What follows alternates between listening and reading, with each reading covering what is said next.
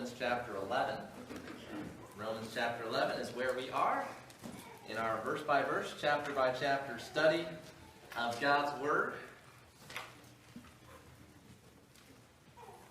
As we look into Romans, I want to remind you where we were last week.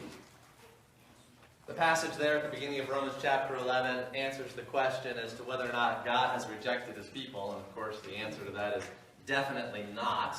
And I have Psalm 94 verse 14 here for you as a reminder of that theme from last week. The Lord will not forsake His people. He will not abandon His heritage.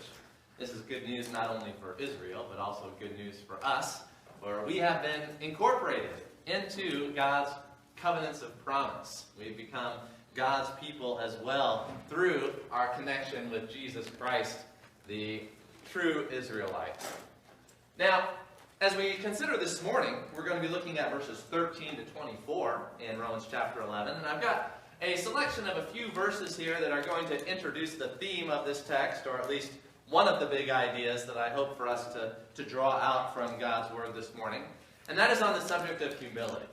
We started to look into this subject last week, that our place as Gentiles is that we are the Johnny-come-lately here in God's work, and that we are supposed to be humble towards the people of Israel and not become arrogant.